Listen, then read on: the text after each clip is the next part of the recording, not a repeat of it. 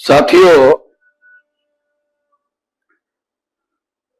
EVM machine के बारे में और वोटर लिस्ट के बारे में देश में घमासान बना हुआ है। आप लोगों को याद होगा कि हम ही वो लोग हैं जिन्होंने ईवीएम मशीन में घोटाला करके चुनाव जीते जा रहे हैं। ऐसा हमने 2004 के चुनाव के रिजल्ट पर बताया था, 2014 के चुनाव पर बताया था, जिसमें 2 बार कांग्रेस ने चुनाव जीता था और 2 बार कांग्रेस ने चुनाव जीता था तो लाल कृष्ण आडवाणी के द्वारा निश्चित रूप से इसके बारे में ईवीएम में घोटाला करके ये चुनाव जीता जा रहा है, ऐसा बताया जाता था। हमने उसके पहले भी ये सारी बातें बताना शुरू किया था। साथियों, उस समय किसी प्रकार की जांच की बात नहीं उठाई गई कि चुनाव आयोग जांच कर ले। ऐसा कांग्रेस के द्वारा कहा जाना चाहिए था। अब कांग्रेस कह रही है, मगर हम लोग जब कह रहे थे तो किसी प्रकार के जांच की बात कांग्रेस के लोग नहीं कह रहे थे। उसके बाद 10 साल यानी 2014 और 2019 के चुनाव में बीजेपी को बहुमत मिला और बीजेपी ने सरकार बनाई।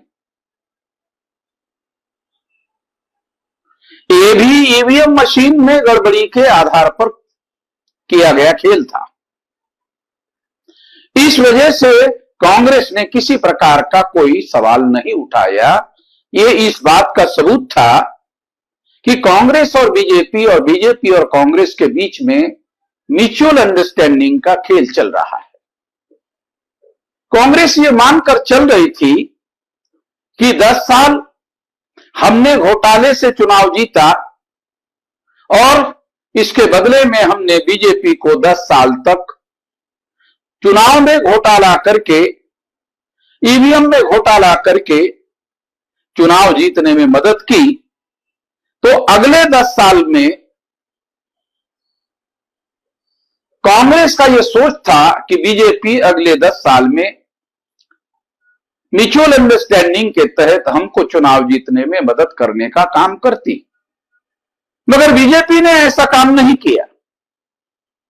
और बीजेपी ने ऐसा काम नहीं किया, इसकी वजह से कांग्रेस ने बीजेपी को टारगेट में लिया। क्योंकि कांग्रेस ने यह माना कि बीजेपी म्यूचुअल अंडरस्टैंडिंग के सिद्धांत को नहीं मान रही है,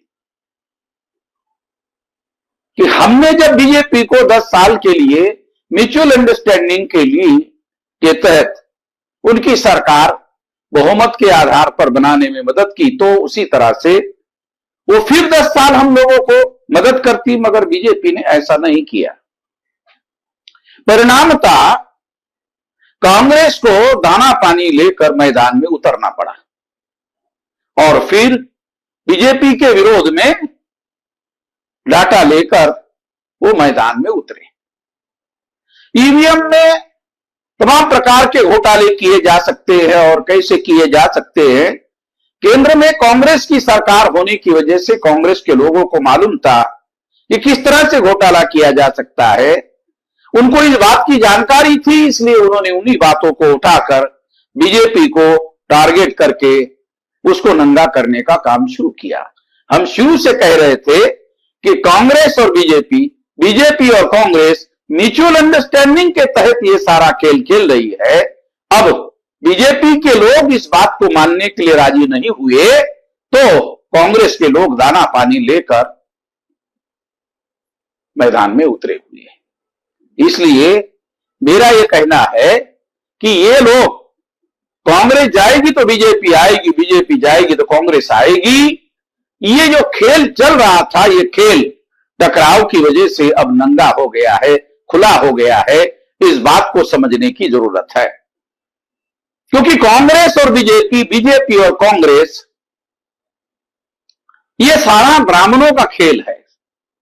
कांग्रेस भी ब्राह्मणों ने बनाई हुई पार्टी है और बीजेपी भी ब्राह्मणों ने बनाई हुई पार्टी है। ये ब्राह्मणों की 3.5% ब्राह्मणों का राज भारत में बना रहे, इसके लिए सारा खेल खेला जा रहा है। और टकराव की वजह से, लड़ाई की वजह से यह खेल अब नंगा हो गया है। अब सारे लोगों को इस खेल को समझने की जरूरत है।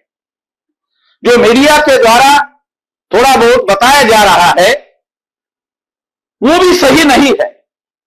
सही यह है कि कांग्रेस और बीजेपी, बीजेपी और कांग्रेस, ये दोनों मिलकर चाहते हैं कि म्यूचुअल अंडरस्टैंडिंग से आलट पालट के कांग्रेस का और बीजेपी का ही राज रहे, और इस देश में जो बहुसंख्याक लोग हैं, एससी, एसटी, ओबीसी और माइनॉरिटी के जो 85% लोग हैं, इन लोगों का राज देश में किसी स्थिति में ना आने पाए, इसके लिए सारा खेल चल रहा है। इसको समझने की जरूरत है। इस पर सारे देश भर में अभियान चलाने की भी जरूरत है। हमारे कार्यकर्ताओं को, संगठन के कार्यकर्ताओं को यह निर्देश दिया जाता है कि ये सारी बातें फील्ड में अपने लेवल पर चलाने की जरूरत है। इसका प्रचार अभियान अपने लेवल पर चलाने की जरूरत है, इसको चलाया जाए। धन्यवाद।